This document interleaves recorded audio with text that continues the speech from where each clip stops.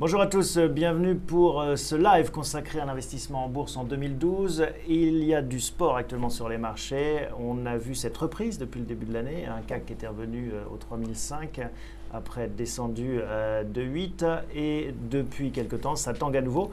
L'occasion de se poser quelques questions dans un contexte très particulier, celui des élections présidentielles et avec une économie, en tout cas européenne, qui est loin d'être tirée d'affaire. Pour en parler aujourd'hui autour de la table, Véronique Guisquet-Cordoliani, bonjour. Bonjour. Vous êtes la responsable, secrétaire générale adjointe de la Fédération française des clubs d'investissement. Oui, en effet.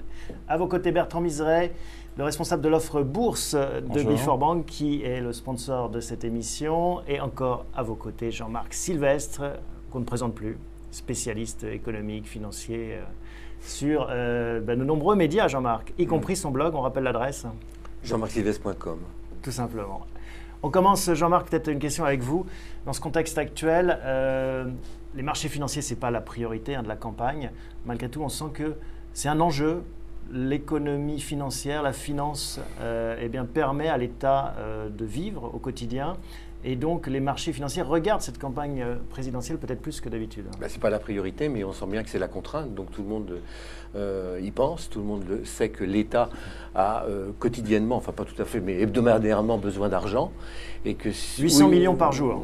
Oui, donc où on trouve cet argent facilement à un coût qui soit supportable et ça va, où on ne le trouve pas et on est à ce moment-là dans les positions, non pas de la Grèce, parce que la Grèce elle ne trouve plus rien, mais on est dans la position de l'Italie ou même de l'Espagne cette semaine, qui elle a beaucoup de mal, en dépit des efforts qu'elle a fait, de trouver de l'argent nécessaire sur le marché obligataire. Alors qu'est-ce qui s'est passé? Il s'est passé la chose suivante, c'est très simple, c'est que dans un premier temps on a éteint le feu, ça a été toutes les décisions qui ont été prises fin décembre de l'année dernière, avec l'habileté et la générosité de Mario Draghi et Banque Centrale Européenne, qui a absolument inondé le marché européen et le marché bancaire de liquidités, parce qu'on avait peur d'une rupture du marché bancaire.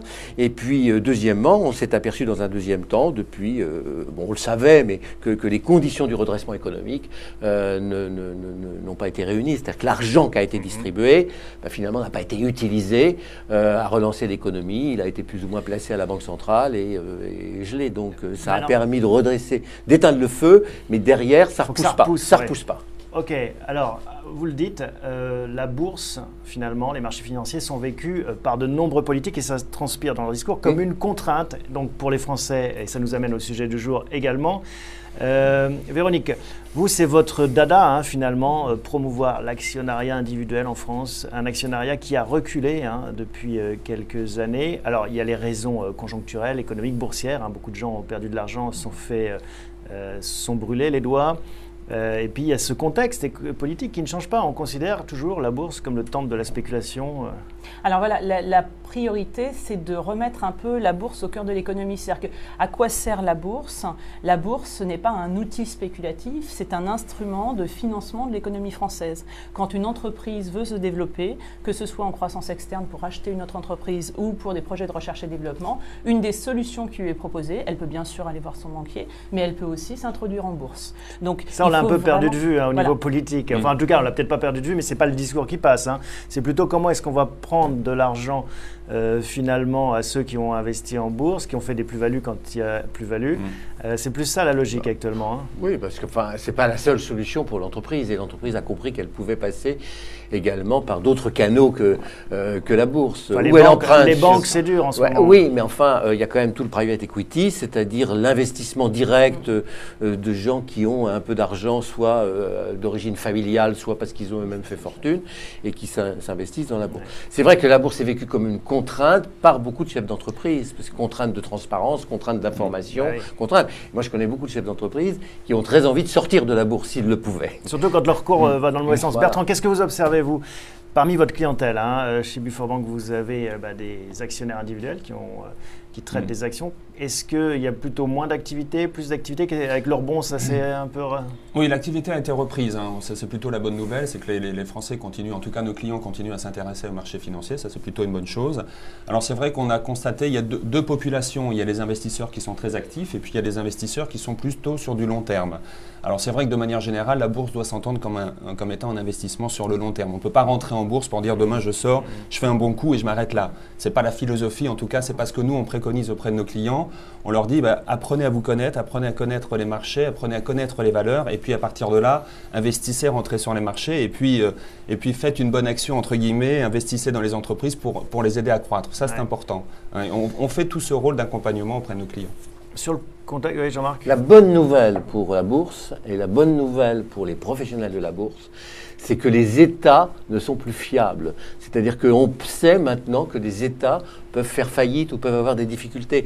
Donc, en quoi c'est une bonne nouvelle? C'est une bonne nouvelle parce que les épargnants ne vont plus s'orienter automatiquement vers des placements obligataires d'État ou vers des bons du Trésor. Vie, donc, alors l'assurance vie pour la France est encore un pays crédible, mais vous avez énormément de pays qui ne le sont plus. Donc il y a des entreprises aujourd'hui qui sont beaucoup plus sécurisantes que les États. Donc, si les entreprises sont plus sécurisantes et sécurisées que les États, eh bien, l'épargnant va le savoir et il va s'orienter vers ces entreprises. Il commence à le faire. C'est d'ailleurs ce qui explique la remontée boursière. Qu'est-ce que vous observez, vous parce que vous avez des clubs, combien de membres dans ces clubs, en fait? Alors, en fait, un club d'investissement, c'est de 5 à 20 personnes qui se réunissent et qui apprennent ensemble à faire de la bourse. Donc, il y a un côté rassurance et je ne suis plus tout seul face à mon ordinateur pour trier l'information, pour me former. J'apprends à faire de la bourse.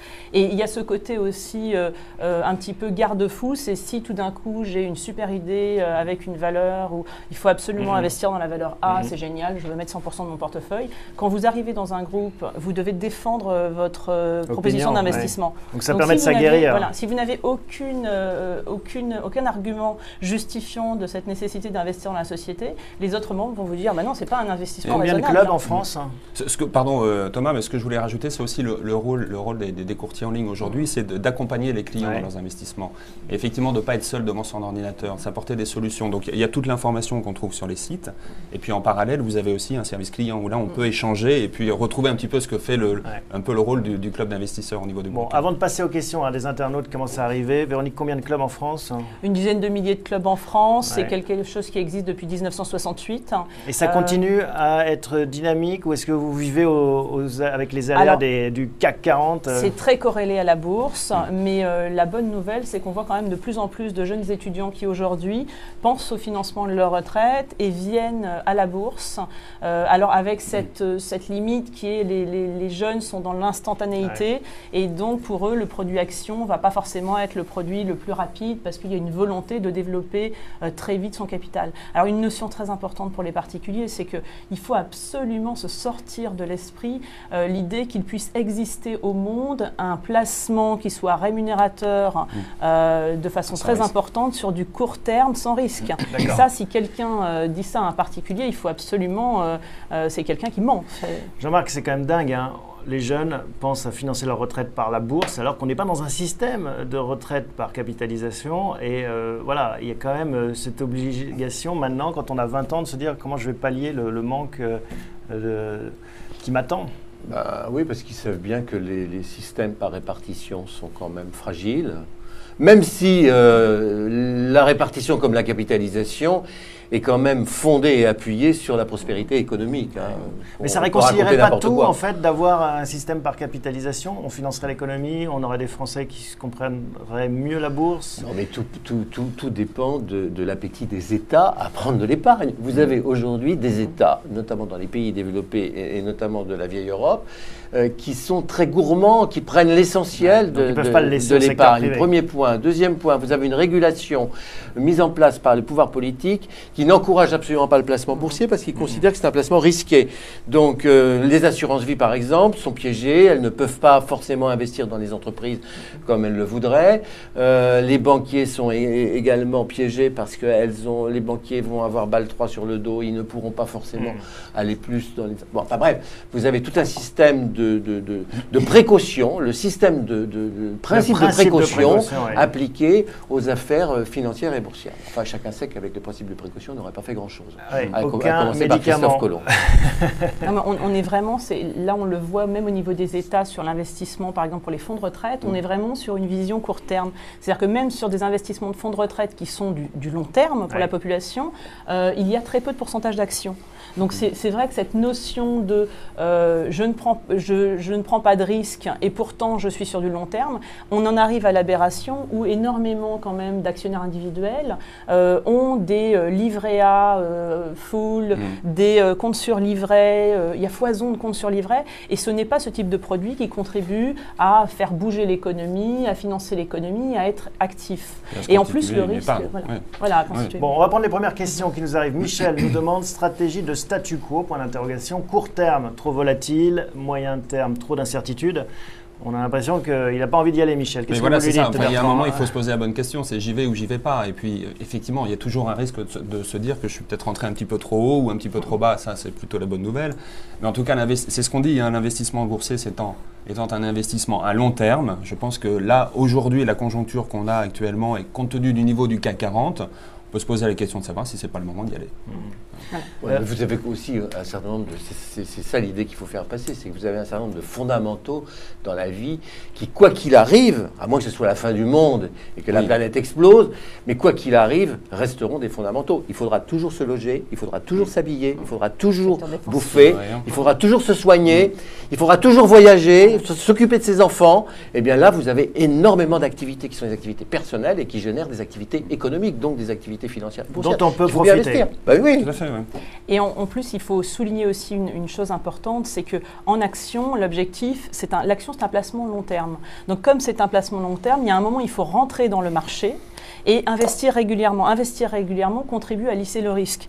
L'objectif n'est pas de mettre tout sur une action à un moment T où effectivement c'est peut-être le plus haut de cette action à ce moment-là. Donc ce que vous me dites, les 4% de baisse là, sur le CAC qu'on a vu depuis quelques séances, il ne faut pas en tenir compte en fait, il faut se placer dans une logique. Oui, voilà, on a eu quand même une progression depuis le début de l'année qui est quasiment de 20%. Et il y a depuis plusieurs années, on n'avait pas eu une correction qui était aussi forte qu'hier. Mais c'est vrai qu'avoir une période aussi longue de croissance, ça ne s'était pas vu depuis, je crois, 2008. On cumule quand même tous les inconvénients parce que, on a un taux d'épargne qui est colossal, à peu près 17%, qui est sans doute un des plus importants du monde, taux d'épargne personnel, mais on a un État qui prend l'essentiel de cette épargne, on a des banquiers qui par leur système de sécurité, vous offrent quand même beaucoup de livrets sécurisés à terme qui ne vont pas forcément dans l'économie.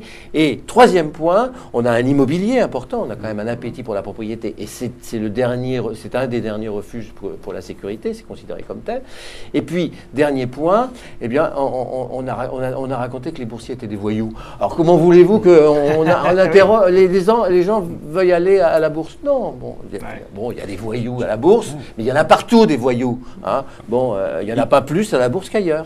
Et ils ne sont pas, pardon Véronique, mais ils ne sont pas du côté des investisseurs particuliers. Je ne pense pas qu'un voyou soit un investisseur qui pense à sa retraite et aux études de ses enfants. D'ailleurs, dans une étude de 2010, en fait, dans un livre blanc de l'actionnariat, il était souligné que les 3 raisons qui empêchaient les personnes d'investir, la première, c'était la mauvaise image de la bourse, parce qu'il vaut mieux dire aujourd'hui j'ai gagné 20 000 euros au loto que j'ai gagné 20 000 euros en bourse, parce que sinon vous n'avez plus d'amis, je suis en clair.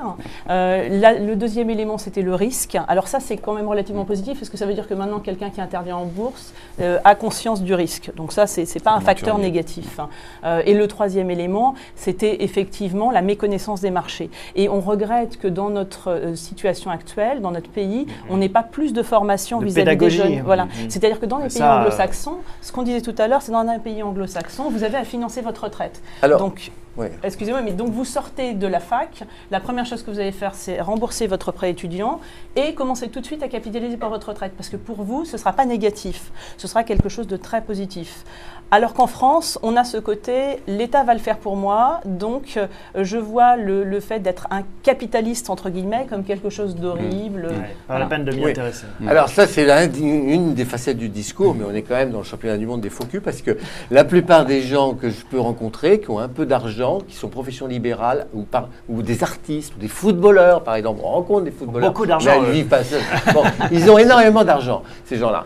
Bon, mais ils ont aussi les propos que l'on tient sur la bourse, c'est spéculation, c'est affreux, etc. Mais alors, les 2 questions qui vous posent le plus souvent, mais alors vraiment à la fin du dîner ou discrètement, comment on fait pour payer moins d'impôts? Première question. Et deuxième question, Vous n'avez pas un petit placement, là, un bon tuyau, pour faire un coup? Voilà, vous en avez un, Jean-Marc? Non, pas merci. Bon, une question d'Éric. Si je débute, vaut-il mieux miser sur des grandes entreprises avec un fort dividende ou investir sur des sociétés plus petites avec donc un potentiel de croissance du cours plus grand? Est-ce qu'il faut viser le rendement ou la croissance? La value ou Alors, ça dépend de votre objectif d'investissement. C'est-à-dire, si vous Pour êtes un débutant, voilà. en fait. Si vous êtes un retraité, mais qui débute en bourse et qui veut accroître chaque mois, chaque année, avoir des rendements réguliers, vous allez opter en fait pour des sociétés qui versent du dividende parce que vous allez vivre avec cette partie-là. Si vous êtes quelqu'un qui cherche à capitaliser, vous êtes jeune, vous constituez votre épargne pour un projet ou pour la retraite et c'est pour dans 10 ans ou 15 ans, derrière, vous allez choisir des sociétés pour lesquelles vous n'allez pas vous intéresser uniquement aux dividendes, mais vous allez vous intéresser à l'évolution du cours en fait. Mais je conseillerais aussi à Eric, puisqu'il commence aujourd'hui, c'est d'ouvrir un PEA. Pas oublier qu'aujourd'hui, le PEA, c'est l'enveloppe juridique et fiscale la plus intéressante pour investir sur les marchés. On a la fiscalité la plus, j'allais dire la plus souple, peut-être pas, mais en tout cas la moins pénalisante pour un investissement boursier. Je commencerai déjà par là. Puis après, effectivement, rejoindre le propos de Véronique. Il y a l'homme le plus riche du monde, Warren Buffett. C'est Carlos Slim au dernier classement. Oui, un des hommes les plus riches. Le deuxième homme le plus riche du monde, Warren Buffett, qui a fait sa richesse, sa fortune sur les fonds d'investissement, puisqu'il gère des fonds d'investissement et de retraite.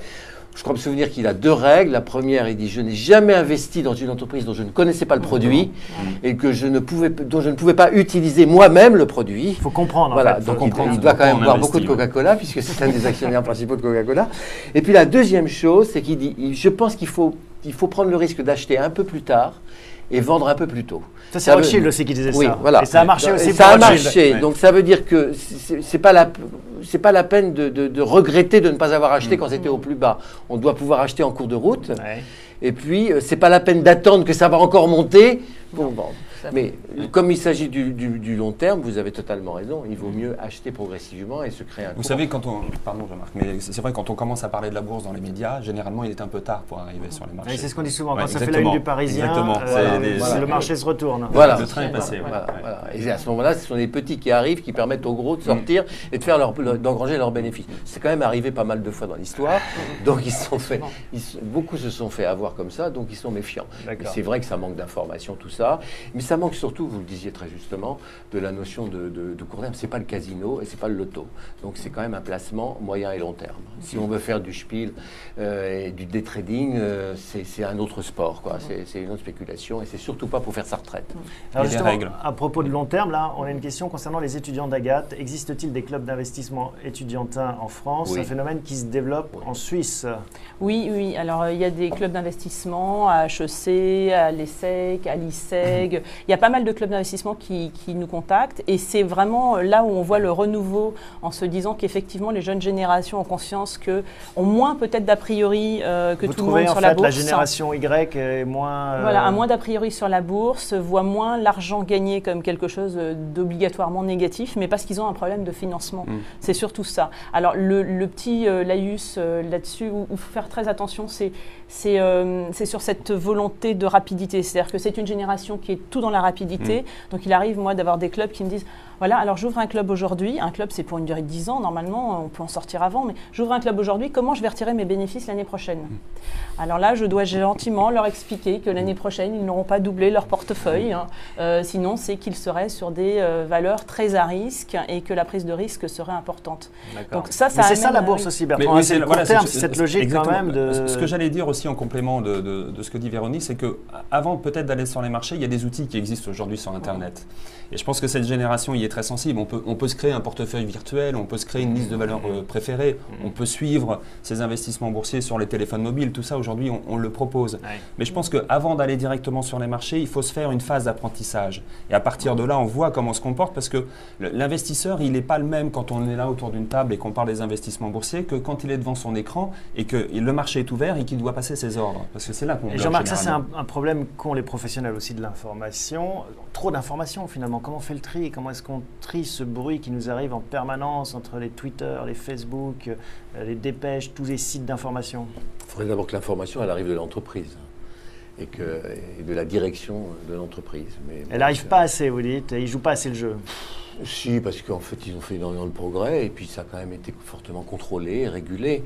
Mais c'est vrai qu'il y a eu des cas qui sont à la limite du scandale et qui ont terni beaucoup l'image de marque des entreprises cotées, notamment dans certains établissements financiers. Bon, voilà. Mais c'est compliqué, Et puis il faut aussi se mettre à la place de l'actionnaire. Enfin, on est tous des épargnants et c'est le fruit de notre travail. Donc il faut pas. On ne peut pas jouer avec. Je comprends que les gens ne veuillent pas jouer avec. Je comprends qu'ils ne veuillent pas prendre trop de risques. Je comprends. Moi, je crois que ce qu'il faut, ce que je leur conseille quand on me demande, c'est d'en mettre une partie sans risque et une partie risquée.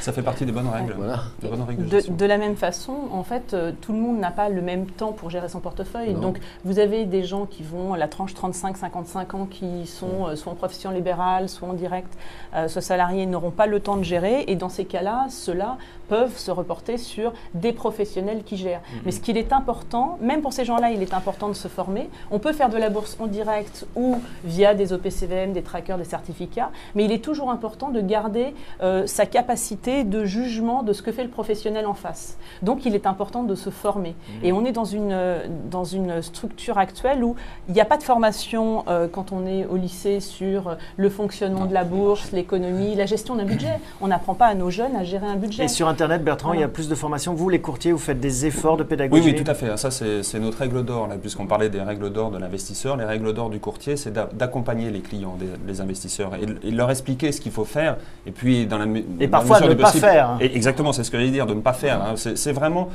apprendre à se connaître avant de connaître ses investissements et puis sa capacité à prendre du recul parfois. Ce qui m'étonne, mais vous allez peut-être pouvoir m'éclairer, moi, je n'ai pas la typologie des gens qui jouent en ligne et qui accèdent à la bourse via les sites internet ou les banques en ligne.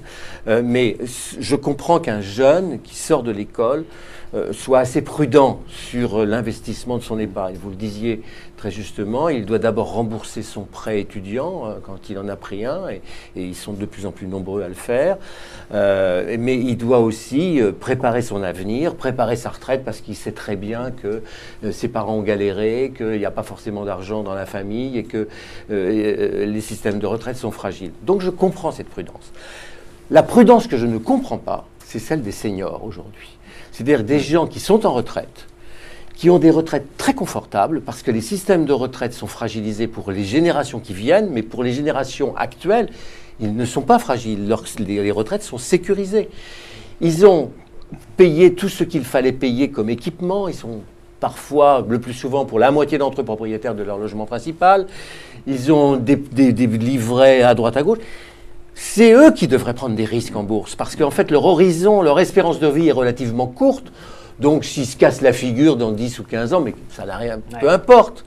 Ils se disent qu'ils seront dépendants, voilà. Et qu'il faudra payer une maison de retraite. Je ne comprends pas que les seniors ne puissent pas... Alors que, en fait, quand vous baladez dans un casino sur les machines à sous, vous avez quand même beaucoup plus de seniors à jouer sur les machines à sous et sur les tables que de jeunes starters. C'est un bon point, franchement, ça, pour le marketing.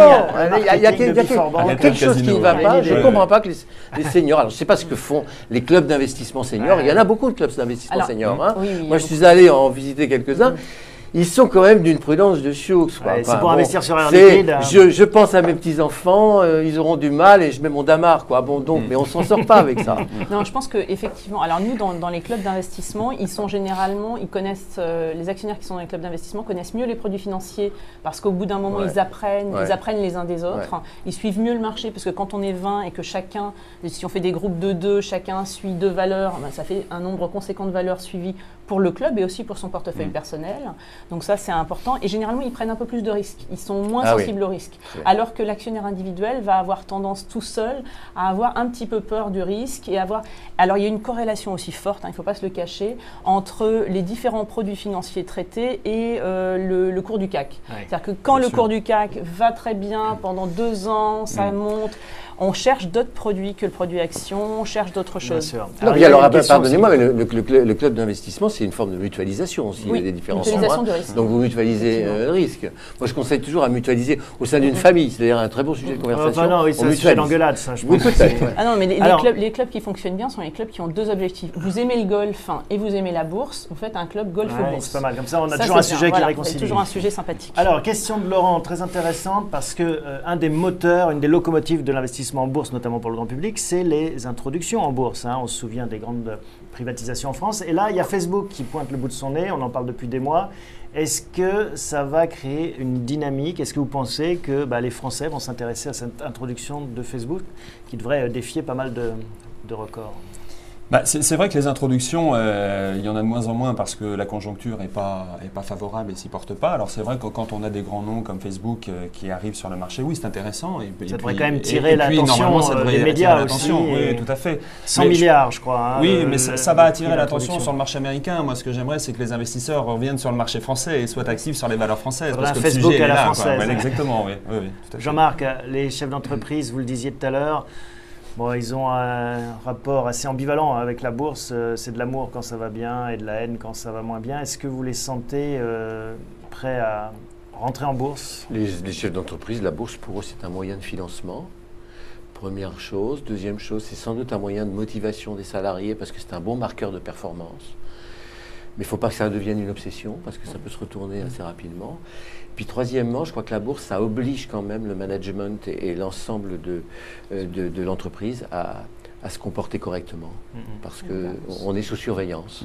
Alors ça peut en gêner certains, mais la majorité d'entre eux, pour eux, c'est quand même un bon garde-fou. Ouais. On est sous surveillance, donc on doit être correct en matière d'information, en matière de transparence, en matière d'exemplarité.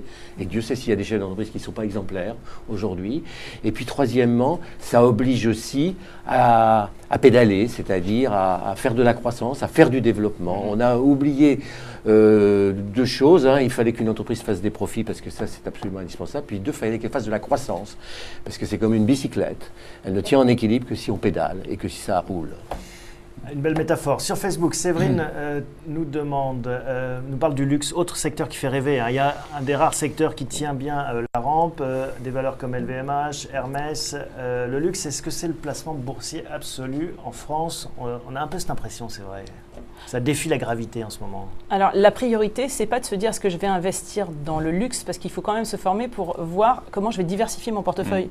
Parce que si cette jeune femme met tout sur des valeurs comme LVMH Alors, elle le ou précise, PTR, pardon, j'ai pas lu la question jusqu'au Oui. bout, mais comment le pondérer dans son portefeuille? Donc, vous voyez, elle vous a entendu. Voilà. Et quelles valeurs suivre demain? Alors, comment est-ce qu'on suit le luxe, par exemple, si on veut... Alors, il y a des indices sectoriels, donc vous pouvez vous renseigner sur les indices sectoriels, comparer en fait les ratios financiers de ces entreprises aux ratios financiers de l'indice. Alors, il y a une chose qui est importante à savoir, c'est là-dedans, c'est qu'il faut que la personne se forme. Alors, le paradoxe en France, c'est qu'il n'y a pas de formation, comme on disait tout à l'heure, en quantité. Il y a des établissements comme l'École de la Bourse qui font des formations, mais on en arrive à un système où ce sont les sociétés cotées qui forment leurs actionnaires pour qu'ils arrivent à lire les communiqués de presse et les chiffres. C'est quand même une aberration. Et il faut souligner quand même les efforts que font ces sociétés, parce que des sociétés comme EDF font des formations à leurs actionnaires pour leur apprendre à lire les chiffres, Vivendi. Donc, pas mal de sociétés mettent en place. Alors, généralement, c'est par le club d'actionnaires. Vous vous inscrivez au club d'actionnaires si vous avez, alors à des moments c'est une valeur, à des moments ça peut être 10, pour certains comme le cercle BNP ça peut être 200, mais derrière ça vous donne droit à bénéficier gratuitement de ces formations, et c'est avec ces formations-là que vous allez apprendre quels sont, on parlait des fondamentaux tout à l'heure, c'est ça qu'il faut savoir, c'est quels sont les chiffres fondamentaux qu'il faut surveiller dans une entreprise. Mais c'est difficile d'aller à toutes, ou alors il faut en effet être un senior retraité pour participer à toutes ces formations. Sur le luxe plus globalement, qu'est-ce qu'on peut retenir? Qu'est-ce qu'il faut savoir? Oui, bien sûr, ça fait partie des secteurs qui sont incontournables aujourd'hui, ça c'est une évidence, mais effectivement il faut pondérer, il faut réorganiser son portefeuille. Je pense qu'il ne faut pas mettre tous ses œufs dans le même panier, ça c'est important de le faire. Et puis il faut qu'elle s'adresse aussi, si cette personne a des soucis, enfin en tout cas si elle se pose des questions sur son investissement, auprès d'un broker, parce que je pense qu'à partir du moment où on veut investir en bourse, il faut aller chez un broker. Ce sont eux aujourd'hui qui détiennent la connaissance, et notamment les personnes qui sont au téléphone, et qui peuvent accompagner chacun des investisseurs, en plus des informations qu'on va trouver sur Internet. Et on va être capable de construire des portefeuilles avec ça, comme ça en direct. Jean-Marc, sur le luxe. Parce que c'est vrai que c'est incroyable. C'est un des secteurs clés pour l'économie française, mais l'économie française n'est pas la seule. L'Italie aussi est très performante sur le secteur du luxe, qui est appelé évidemment à un développement considérable compte tenu de l'appétit qu'ont les pays émergents, l'Inde et la Chine, pour le secteur du luxe. Parce que le luxe, c'est quand même un marqueur d'amélioration de consommation, de prospérité. Mais ça explique aussi un divorce entre les Français et la bourse. C'est-à-dire qu'ils voient des sociétés qui profitent de cette croissance mondiale, de ce dynamisme, et ils disent, bah oui, mais chez nous, c'est plus difficile peut-être de s'acheter un sac de luxe, ou enfin, on n'a pas la même dynamique. Et donc il y a un divorce entre le dynamisme boursier parfois et la réalité économique de ce pays. Oui, bien sûr. L'incompréhension des Français, c'est qu'aujourd'hui, la croissance est faite principalement dans des pays émergents. C'est que nous sommes, nous, des pays matures. La compréhension des Français, c'est de se rendre compte qu'on est à peu près équipé en produits de consommation. On a moins faim. On a moins faim. On reprend l'image du homard. Sauf si on vous apporte une innovation technologique ou une innovation importante. Le luxe apporte du rêve, apporte de l'innovation, apporte de l'irrationnel. Donc on est prêt à payer ça. Et puis, ou alors une innovation technologique type produits électroniques. Question de Nicolas. Les Qataris investissent dans les grands groupes français. On l'a vu récemment chez Vivendi, Total, Lagardère. Pas seulement français, ils sont très présents en Angleterre. Ça a un peu défrayé la chronique aussi récemment. Tant mieux.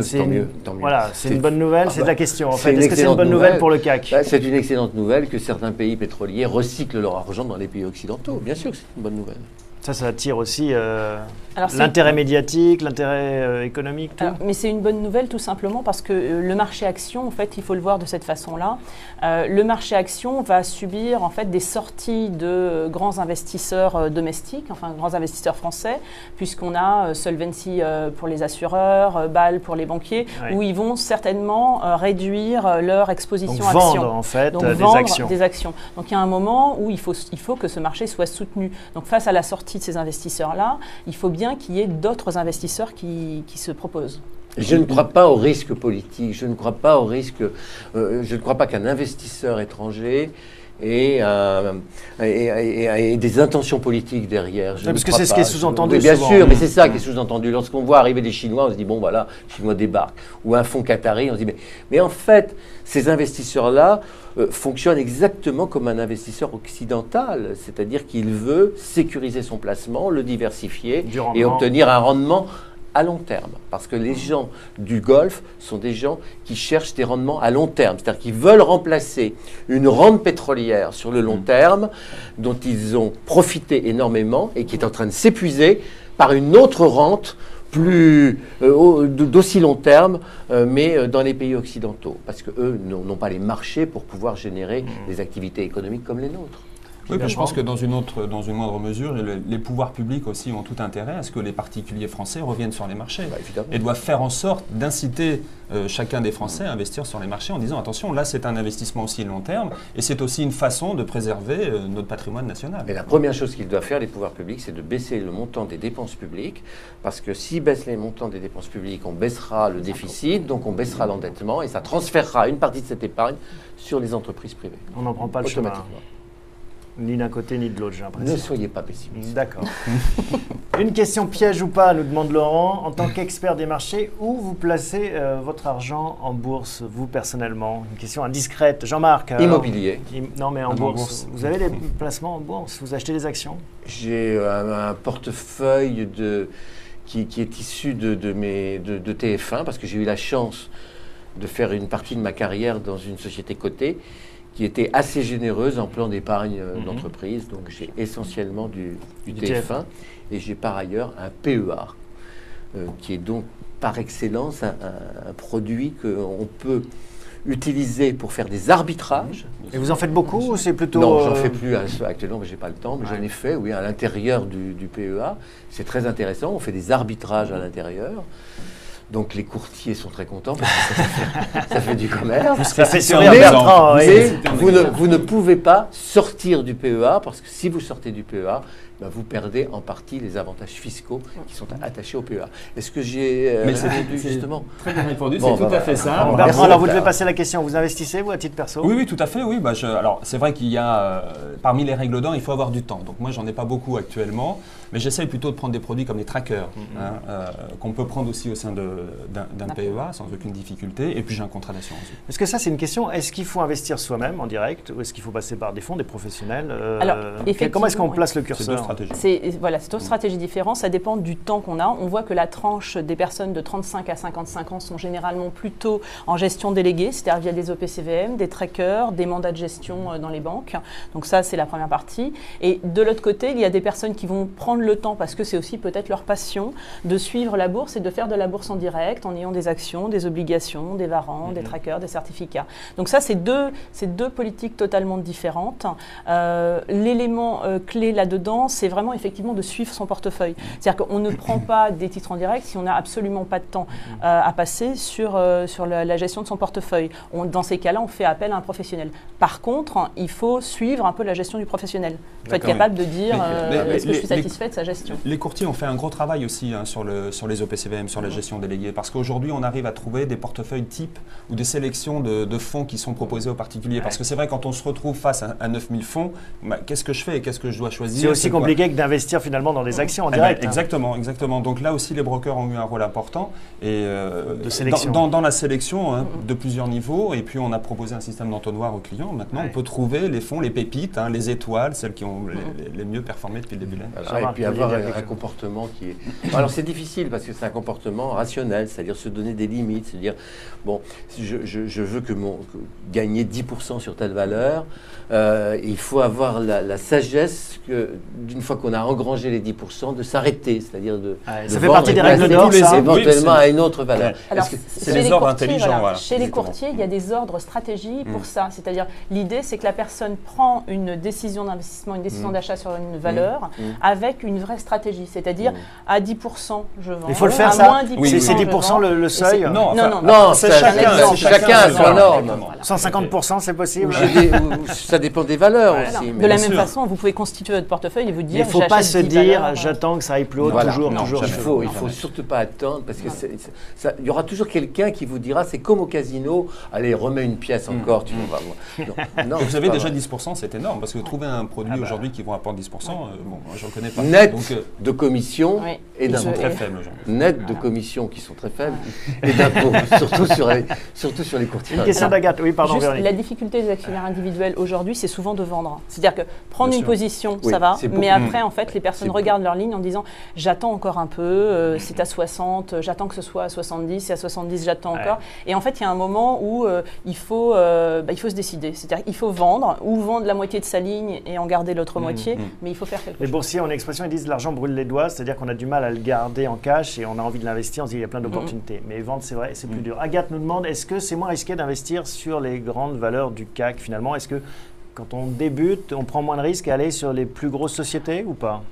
Alors, pendant la crise de 2008, les mid-CAC, enfin les valeurs moyennes, les valeurs moyennes et petites valeurs s'en sont très bien sorties. Et en fait, on a regardé la performance en fait, et il y a Middle Next, l'association qui suit en fait les valeurs moyennes, qui suit ça de près, et elles ont eu des performances qui sont vraiment très, très significatives, intéressantes. Donc il n'y a pas une prime sur les plus grosses entreprises? Alors, ce qui peut poser un problème, c'est la liquidité. C'est-à-dire que derrière, vous avez une valeur. Il faut toujours penser, quand vous rentrez dans une valeur, vous achetez une valeur à quel niveau je vais sortir de la valeur et surtout, est-ce que je vais pouvoir le faire facilement?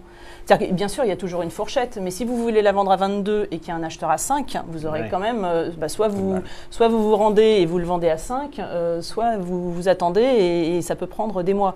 Donc après, il peut y avoir un petit problème de liquidité sur les valeurs moyennes, mais l'avantage, souvent, les valeurs moyennes, il y a une facilité de compréhension. C'est-à-dire que là où nos grosses valeurs du CAC 40, elles sont internationales. Avec plein de métiers. C'est génial, hein. Nous, on a quand même 40 valeurs qui sont très internationales, qu'on connaît bien.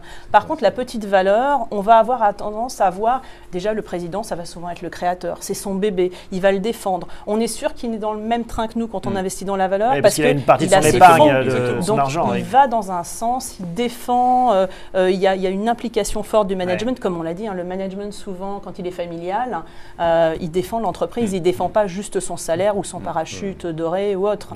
Donc ça, c'est très important. Non, mais c'est très juste ce que vous dites là. Il faut savoir vendre.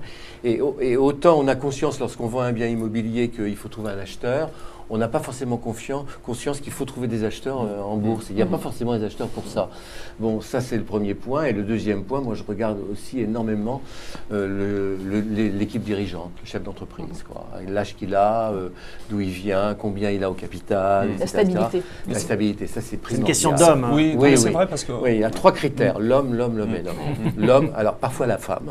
Oui, quand on dit l'homme, maintenant c'est la femme aussi, voilà. Véronique. C'est l'avenir de l'homme. Voilà, mais c'est vrai qu'il y a quelques années, ça faisait partie des critères d'investissement des particuliers. On regardait l'entreprise, hein, on voulait savoir qui était actionnaire. Et avec Internet, on est plus dans l'immédiateté, donc on réfléchit moins à ces questions qui sont pourtant essentielles. Non, et puis l'Internet a pollué quelque chose, c'est qu'elle a donné le sentiment, notamment à une génération de jeunes, qu'on pouvait faire fortune sur Internet très rapidement. Instantané. Et donc vous avez beaucoup d'étudiants que je connais, je vais les voir à HEC ou ailleurs, à l'ESSEC, qui sont convaincus qui cherchent l'idée Internet qui leur permettra de décrocher le jackpot. De devenir Mark Zuckerberg. Et de pouvoir partir jouer au golf en Floride à 30 ans. Je leur dis, mais bonsoir, qu'est-ce que vous allez vous emmerder à jouer au golf à 30 ans si vous faites fortune, donc ne le faites pas et faites Voilà. Une question de Laurent qui nous ramène ici, pas en Floride, mais au présidentiel. Est-ce que ça va changer quelque chose sur la bourse ? Depuis quelques années, on voyait que la politique française hexagonale n'intéressait plus du tout les marchés, quels que soient les résultats. Ça suivait son cours. Est-ce que là, il y a un enjeu particulier ? Est-ce que ça risque de créer des opportunités dans un sens ou dans l'autre ? Moi, j'ai bien peur qu'on soit dans une hyper-fiscalisation de toute façon, quelle que soit la partie élue. On a une tendance à, justement, comme on a une dette élevée et le besoin de rembourser cette dette, il y a une tendance à l'hyper-fiscalisation des revenus du patrimoine.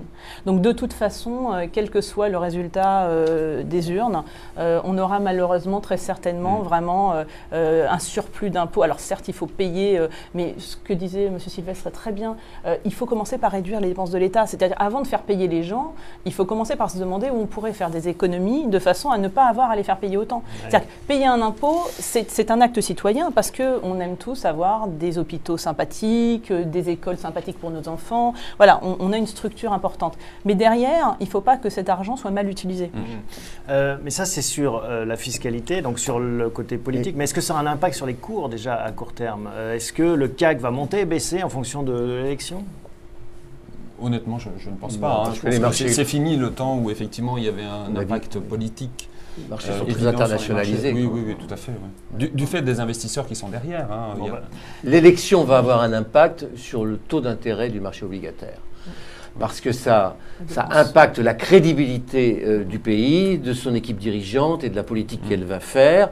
Et cette crédibilité-là fixe finalement quelque part les taux d'intérêt. Nous avons aujourd'hui des taux d'intérêt qui sont relativement bas parce que nous sommes calés sur les Allemands, parce que ce sont les Allemands qui garantissent le sérieux de notre activité et nous sommes calés. Si jamais on se sépare de la politique allemande, de la ligne allemande, et si on se sépare d'un certain nombre de contraintes de rigueur en matière budgétaire, on risque d'avoir des taux d'intérêt obligataires. Alors si les taux d'intérêt obligataires montent, il y a une corrélation sur les prix. Un impact évident sur les prix des actions, direct. Et un impact négatif. Négatif. Anne nous demande qu'en est-il de la fiscalité des produits financiers ? Est-ce que ça va changer en 2012 ? Est-ce qu'on a déjà toutes les mesures, une visibilité, ou est-ce qu'on est encore dans le flou par rapport à ces questions ? Est-ce qu'on sait à quelle sauce, quand on est investisseur en bourse, on va être mangé après le 7 mai ? Alors, pour l'instant, on connaît la donne, mais le problème en France, c'est l'instabilité fiscale. C'est-à-dire que, la fiscalité en France n'est pas simple parce qu'il y a des niches partout. C'est-à-dire toujours des niches fiscales un petit peu partout. On met des couches. En fait, on n'a jamais remis à plat le système fiscal en France. On ne fait que mettre des couches et des couches et des couches. Et il y a un moment, ça devient tellement complexe que l'actionnaire individuel, après, ne s'y retrouve pas. Et puis, il y a ce problème de stabilité. C'est-à-dire que comment voulez-vous motiver les personnes à investir sur quelque chose quand il ne sait pas si demain, il sera doublement fiscalisé ? Alors qu'il y a un risque en plus. Donc là, il y a un paradoxe français aussi. On fiscalise ceux qui prennent des risques dont on a besoin. Ouais. C'est ce qu'on disait tout à l'heure, d'où l'intérêt du PEA, on ne le dira jamais assez.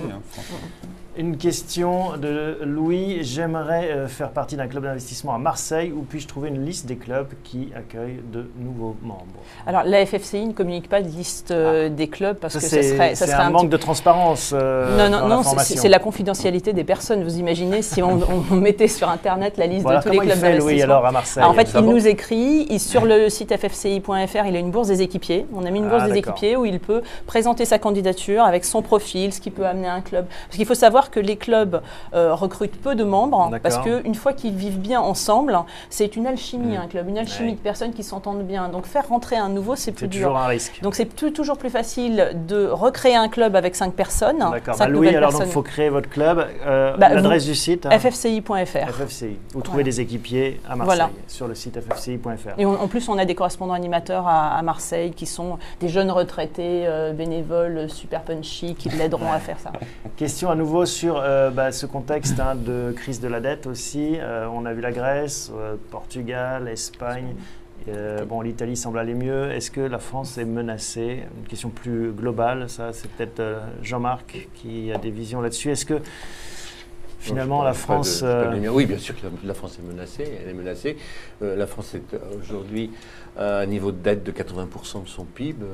Si rien n'est fait, on sera à 90% l'année prochaine. À 90%, ça dépend du taux d'intérêt, mais c'est le moment où vous empruntez pour payer vos intérêts. Vous êtes obligé d'emprunter. On est déjà aujourd'hui dans cette situation. C'est-à-dire qu'on emprunte de l'argent pour payer les intérêts des emprunts précédents. Donc oui.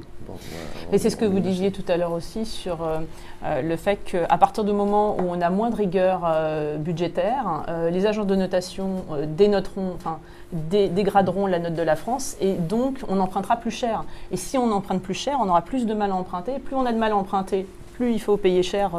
Et ça, c'est un petit peu un cercle vicieux. Donc la maîtrise des dépenses, elle est quand même fondamentale dans ce pays. Une question avec cette difficulté, c'est que vous ne pouvez pas non plus aller trop loin dans la politique de rigueur, sinon vous asphyxiez complètement l'économie, ce qui se passe en Grèce ou ce qui se passe en Espagne aujourd'hui. C'est que vous êtes aujourd'hui partagé entre la nécessité de redresser la barre et de mourir asphyxié, ou alors de mourir en overdose de crédit. Donc vous n'avez pas la mort subite ou la mort lente. C'est quand même un peu compliqué. Vaste dilemme. Une question d'Hugo, très concrète. Je dispose de 50 actions Veolia achetées 32 €. Que faire quand elles ne cotent plus que 9 €? Au-delà de cette question, il y a quand est-ce qu'il faut vendre, se couper un bras, on dit. Est-ce qu'il vaut mieux se couper un doigt qu'un bras? Est-ce qu'il vaut mieux vendre en se disant pas vendu, pas perdu aussi? Enfin, on ne sait pas bien. Là, on parlait de la difficulté de vendre. Oui, vendre quand ça baisse, c'est encore pire. Encaisser le moins-value. Bien sûr, mais je pense que il faut mieux se couper la main que le bras. Je pense que là, il aurait fallu réagir certainement un petit peu plus tôt. Là, on attaque presque la rotule. Là, donc, on attaque exactement mais bon, voilà, c'est plus facile à dire après que pendant qu'on est dans la situation. Mais alors, plus globalement, pour répondre à Hugo, est-ce qu'il y a quelque chose déjà quand on a acheté à 32 et que ça vaut 9? Là, qu'est-ce qu'on fait? On se dit que qu'est-ce qu'on fait dans les clubs d'investissement? C'est quoi la règle d'or dans ces cas-là? Les clubs d'investissement généralement se votent en fait un cours de sortie assez souvent. C'est-à-dire qu'ils choisissent une valeur avec un objectif d'investissement. D'accord. C'est très important. Et dans ce cas-là, quand ça a perdu autant, le club serait sorti un peu avant 9, certainement. Et quand on tombe à 9, en fait, l'idée qu'il faut se poser là-dessus, c'est qu'est-ce que j'aurais fait avec le même argent si j'avais vendu ma ligne, j'aurais pu le réinvestir ailleurs. C'est comme ça qu'il faut réagir. Essayer de reprendre l'ascenseur dans l'autre sens. Voilà, pour se dire, on ne va pas attendre éternellement. Il y a un moment, il faut que je reprenne cet argent, que je le réinvestisse pour que ça ait du résultat. Et pas attendre dans le vide. C'est toujours très compliqué parce qu'on se plaint toujours de perdre. on ne se plaint jamais de gagner. Hein. En général, vous allez avoir plein de questions de gens qui vous disent j'ai perdu tout le monde. Mais il y en a assez peu de gens qui se disent j'ai gagné. C'est comme le banquier. Il vous appelle quand vous êtes à découvert, il ne vous appelle jamais quand vous êtes en excédent. Hein. Ouais.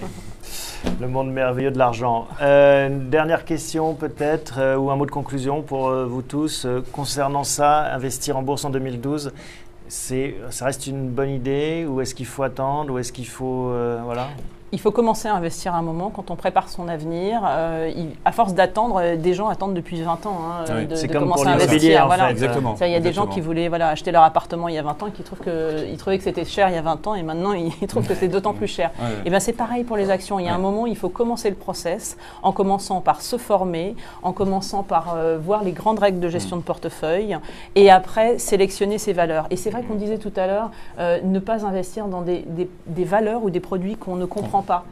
Alors, on ne demande pas Warren de Buffett. comprendre le fin mot de l'histoire, on demande de comprendre le mécanisme général. Et ça empêcherait un grand nombre d'erreurs des personnes s'ils n'investissaient que dans des produits qu'ils comprennent. Bertrand, un mot de Je conclusion. suis tout à fait d'accord. Hein. Et puis, il ne faut pas hésiter à échanger, à parler avec son broker, à l'appeler. Il ne faut pas rester seul derrière son écran. Quand on est face à une situation comme on voyait à l'instant, il ne faut pas attendre qu'on aille vers la catastrophe. Il faut réagir avant. Il faut se fixer des règles de bon sens avant d'investir sur les marchés et s'y tenir. Ça, c'est important, vraiment s'y tenir. Jean-Marc, un mot de conclusion.